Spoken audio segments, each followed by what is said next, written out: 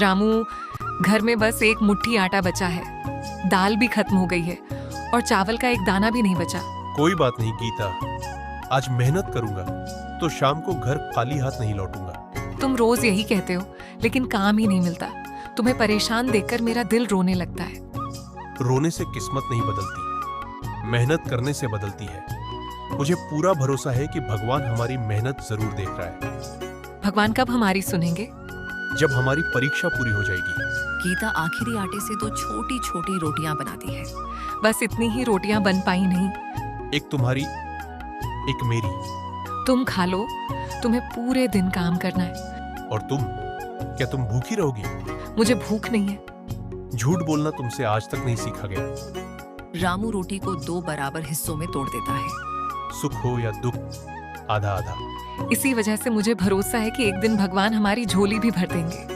दोनों चुपचाप आधी आधी रोटी खाते हैं और पानी पीते हैं। रामू अपना पुराना फावड़ा उठाता है।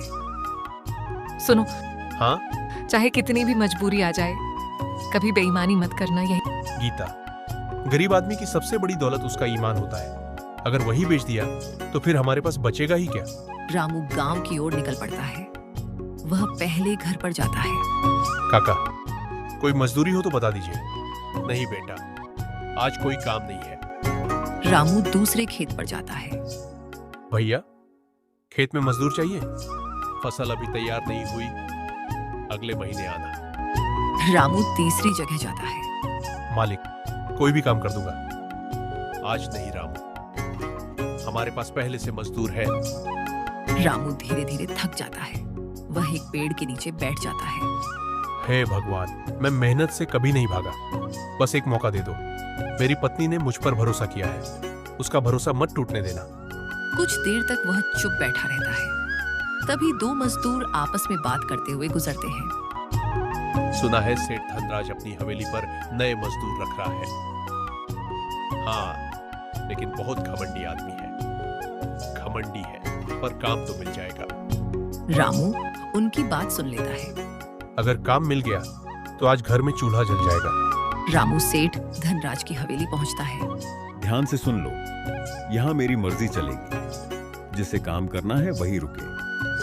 ज्यादा सवाल करने वालों की मुझे जरूरत नहीं। सभी मजदूर डर जाते हैं। चाहे जैसा भी इंसान हो, अगर मेहनत की इज्जत करेगा तो मैं पूरी लगन से काम करूंगा।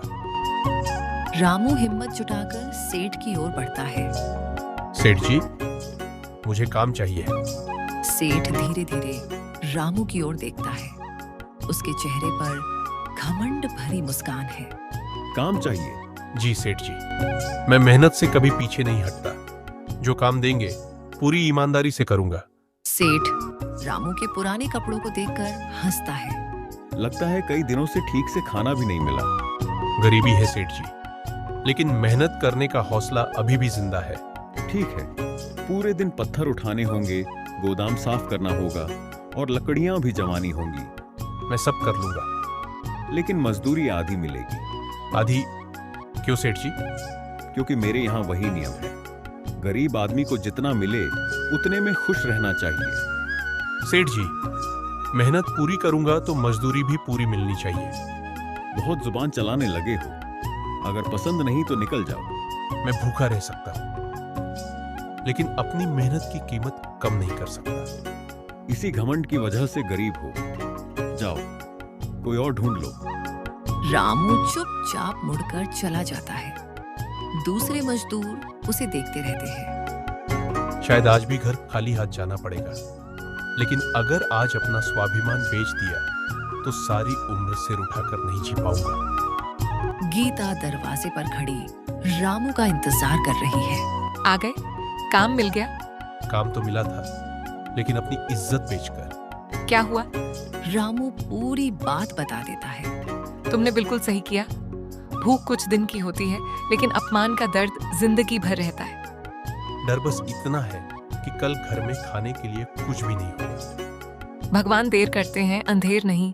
हमें बस मेहनत करते रहना है। रामू उदास बैठा है। तभी बाबा हरिदास वहां आते हैं। क्या बात है बेटा, आज चेहरा इतना बुझा हुआ क्यों है? बाबा, गरीबी से नहीं, लोगों की सोच से हार जाता हूँ। आज एक सेठ ने कहा कि गरीब आदमी की कोई कीमत नहीं होती। जिस इंसान की कीमत पैसे से तय होती है वह खुद सबसे गरीब होता है। लेकिन मेरे घर में खाने को भी कुछ नहीं है। याद रखो बेटा, ईमानदार इंसान देर से जीतता है लेकिन उसकी जीत हमेशा बड़ी होती है। लेकिन मैं क्या करूं? दूसरों के भरोसे मत जियो, अपने हाथों पर भरोसा करो। जंगल में सूखी लकड़ियां पड़ी हैं, उन्हें काटो, बांधो और बाजार में बेचो। शुरुआत छोटी होगी लेकिन मंजिल बड़ी होगी। क्या सच में इससे घर चल जाएगा? मेहनत कभी खाली नहीं जाती। आपने मेरे मन का अंधेरा दूर कर दिया।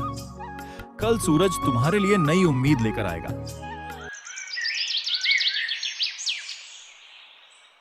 गीता, कल से मैं किसी से नौकरी नहीं मांगूंगा। फिर अपने दम पर मेहनत करूंगा, जंगल से लकड़ी लाऊंगा और बेचूंगा। यही सही रास्ता है।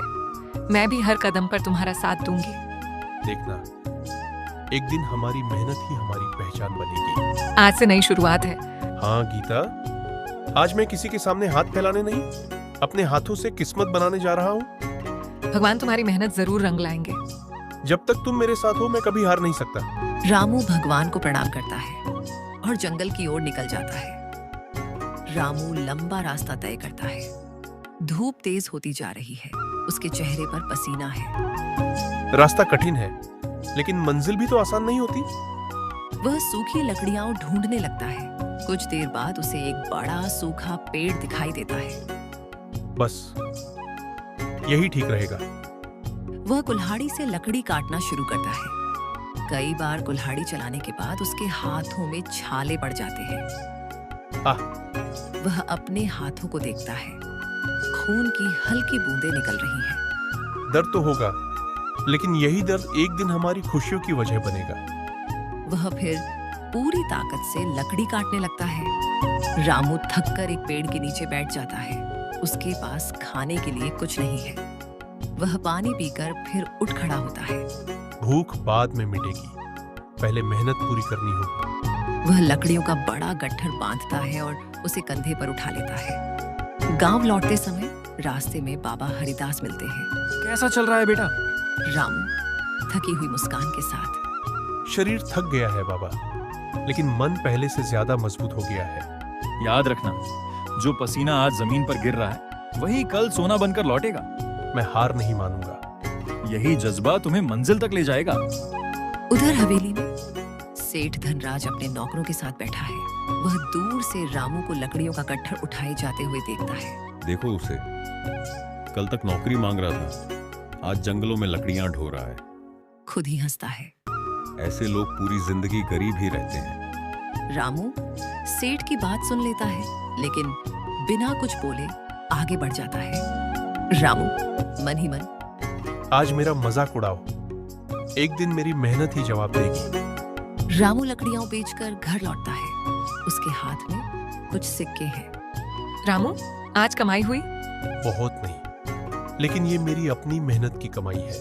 ये सिक्के हमारे लिए किसी खजाने से कम नहीं है। कल इससे भी ज्यादा मेहनत करूंगा। और मैं तुम्हारे लिए खाना तैयार रखूंगी। दोनों भगवान के सामने सिक्के रखते हैं। हे भगवान, आज कम कमाया है, लेकिन ईमानदारी से कमाया है।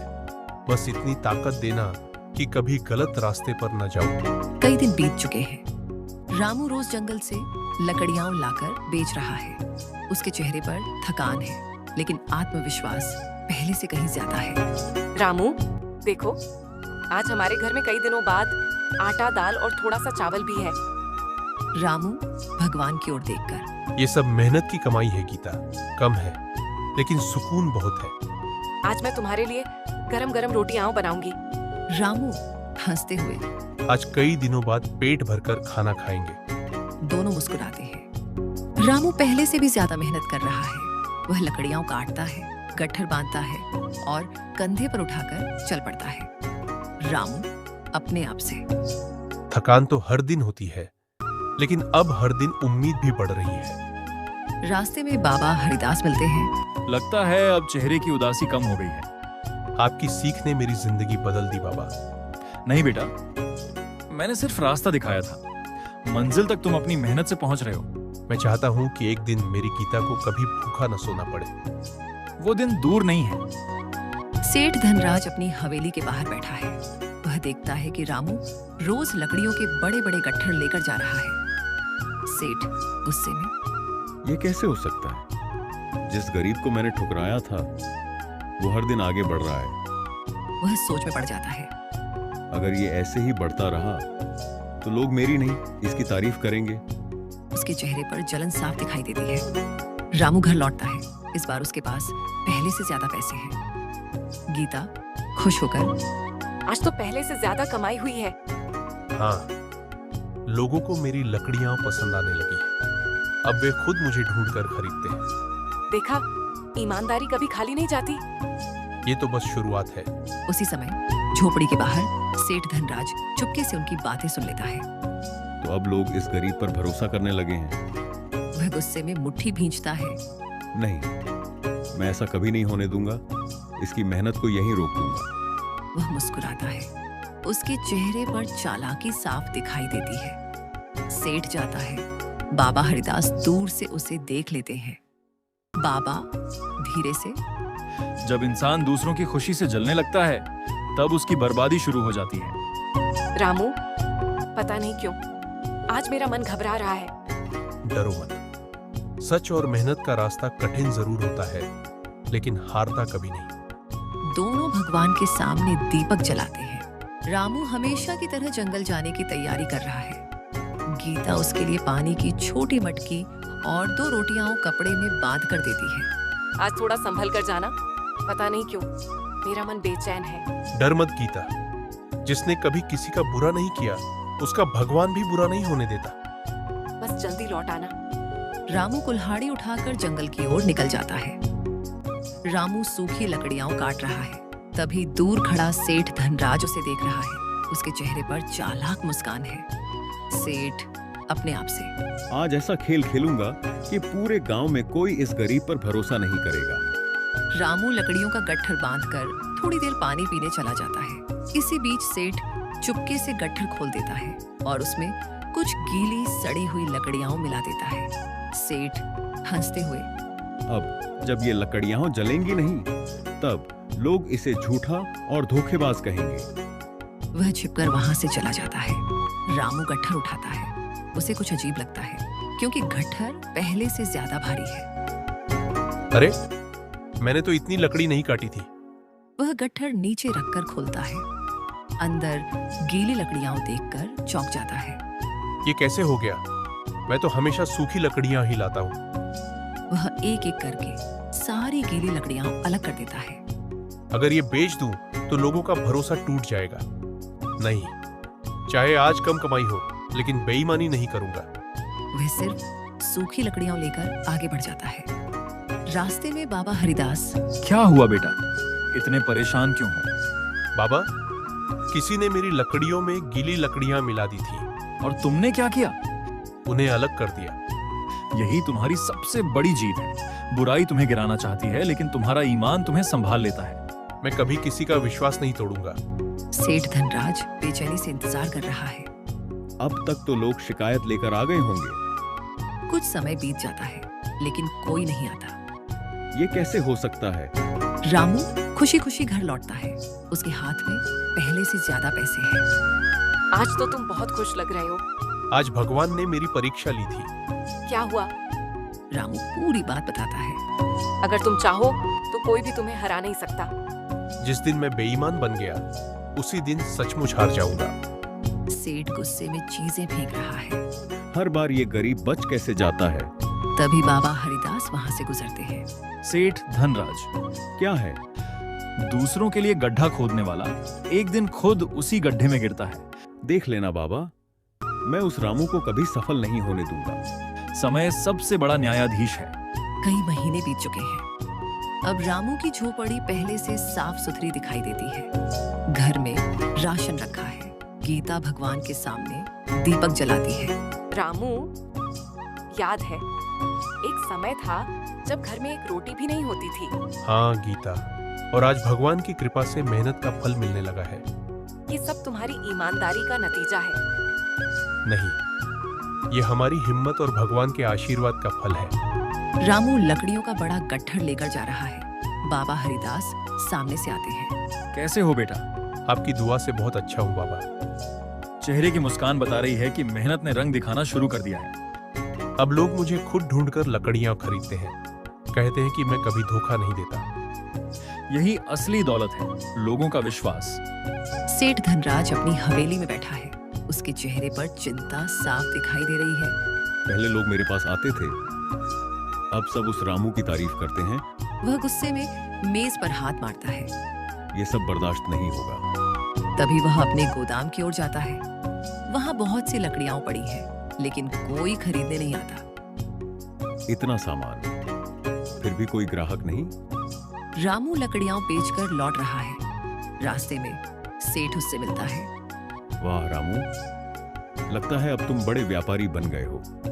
नहीं सेठ जी, मैं आज भी वही गरीब मजदूर हूँ। फर्क सिर्फ इतना है कि अब लोग मेरी मेहनत पर भरोसा करते हैं। ज्यादा खुश मत हो, किस्मत बदलते देर नहीं लगती। सही कहा आपने। इसलिए मैं किस्मत पर नहीं, मेहनत पर भरोसा करता हूँ। सेठ बिना कुछ बोले वहां से चला जाता है।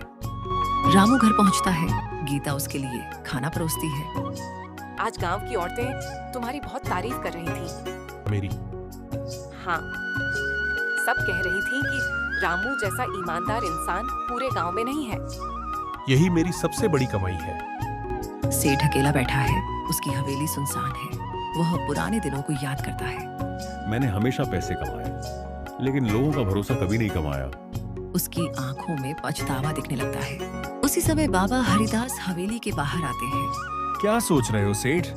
सब कुछ होते हुए भी मैं हार गया। हार तुम्हारे व्यापार की नहीं हुई, हार तुम्हारे घमंड की हुई क्या अब भी सब ठीक हो सकता है? जब इंसान अपनी गलती मान लेता है तभी उसकी नई शुरुआत होती है। सेठ चुप हो जाता है और गहरी सोच में डूब जाता है। रामू अपनी झोपड़ी के बाहर आसमान की ओर देख रहा है।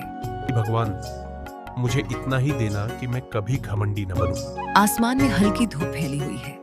सेठ धनराज की हवेली अब पहले जैसी चहल पहल वाली नहीं रही। वह अकेला बैठा है, चेहरा उदास और आंखों में पछतावा है। सेठ धनराज अपने आप से, मैंने पूरी जिंदगी सिर्फ पैसा कमाया, लेकिन इंसानियत खो दी। आज पैसा है मगर सम्मान नहीं। शायद बाबा हरिदास ठीक कहते थे, घमंड इंसान को अंदर से गरीब बना देता है। सेठ गहरी सांस लेकर उठता है। आज मैं अपनी सबसे बड़ी गलती सुधारूंगा।